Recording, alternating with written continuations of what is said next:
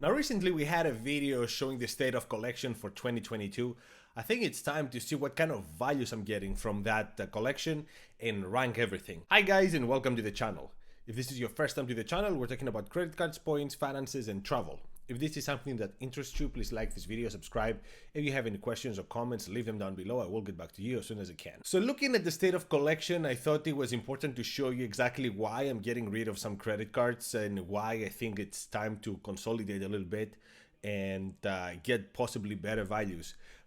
This is eye-opening even for me. I was expecting that I didn't do as good as other years, but now I know why. So without any further ado, let's jump to today's presentation and come back to wrap it up. Now for this, I broke the collection into 3 different groups. Group number 3 will be the lowest performers. 2 will be somewhere in the middle, and 1 will be obviously the best. Now for this, I didn't want to make it too complicated. I did the math myself. I saw how much I really spent, how many points I got, and gave value to those points based on the kind of evaluation I'm expecting. I subtracted the annual fee, and I only used credits that I'm actually using, so whatever numbers you see is for my use case scenario. In many cases, you will see I have no use for some credit cards, some little use, and some a lot of use, and that also tells me where I should be, and these are my numbers, okay? Don't get me wrong, all these credit cards, that's why I got them. There was something that I really liked in these credit cards, but some I used more, some I used less, and some I have my situations changed, my travel situation changed. So that's why you're gonna see some very interesting numbers. So number 16, the cash preferred. I said that before in the previous video. I got this credit card for the sign-up bonus. That was 2 years ago. I decided to keep it for 1 more year on top of that sign-up bonus because it did help me with the total spending limit I have. So yeah, I kept it. So I lost $95 for it. The Southwest Priority is a very bad surprise. We talked about this in the previous video. I lost $59 because I only got the 7,500 points. I didn't travel with them at all. I didn't use any priority boarding. I didn't get to use the $75 travel credit because you need to travel to get this, where the 7,500 points, you get them anyway. So I have those in my account, so I took that value off of the annual fee. The Sapphire Preferred is $21. I lost $21, but this is for 2 reasons. One is because I upgraded it fairly recently, so there was not much time to it. Number 2, I didn't travel since I got this credit card. And number 3, I have the asterisk there because the points evaluation I have for all the other Chase credit cards are based on the 25% boost that this credit card gives.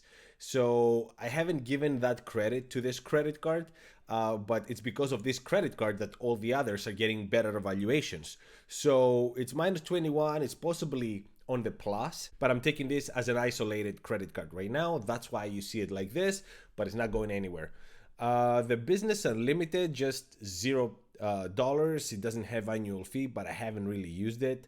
The Blue Cash, same story, haven't really used it, 0 annual fee. They just help me with my credit score, so I just keep them there. The Discover It was a new addition. I haven't used it yet. That's why you see 0 with an asterisk. I haven't used it yet. I have the whole year to use it and get double whatever I spend on points. So yeah, it's a very good credit card. I'm planning to use it a lot, but as of today, I haven't used it.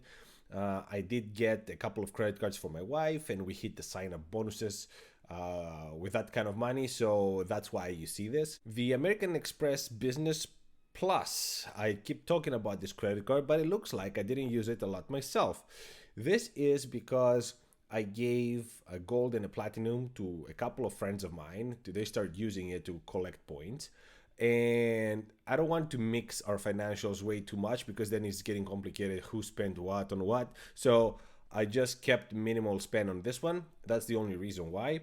The City Premier, only $25, little used, and this is because I didn't travel much internationally this year.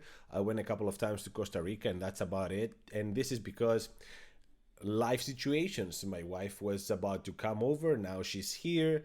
I'm expecting to use it a whole lot more.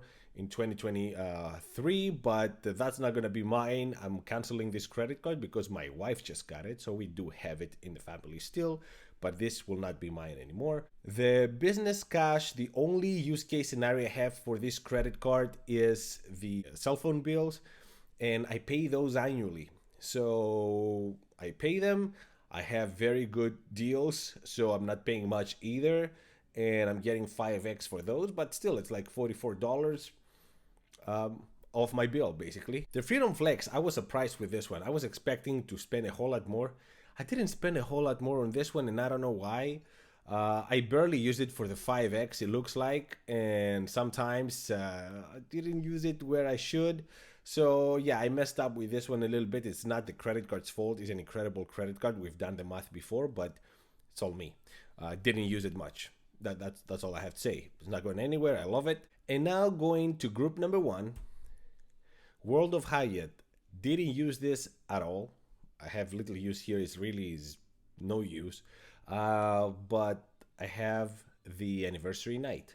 And the anniversary night, I'm booking something. I saw the prices the other day, over $200. So I'm expecting 105 after paying the $95 annual fee, which is incredible just by sitting in the drawer. Incredible. All hotel credit cards really worth to have. The American Express Gold, very little use apparently. I didn't use this much. I didn't travel. Again, I didn't travel much this year for some reason. I was expecting to travel a whole lot more.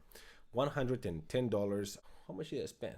And much of that is because of the credits. I am using the Uber credit every month. And then I did some spending on it. So far, it's okay, $110, that's fine.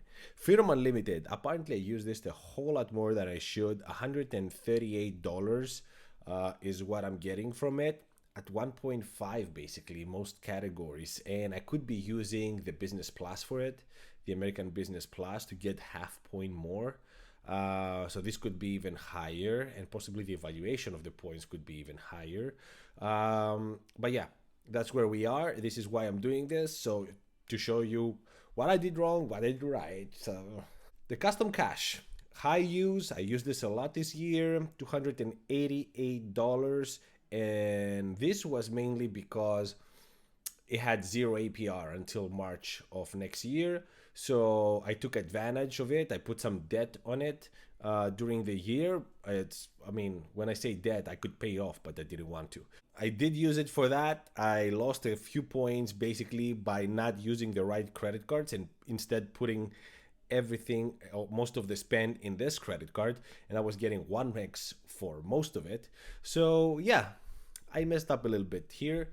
The Delta Gold, $800, absolutely no use, but this is the sign-up bonus. This was a new credit card.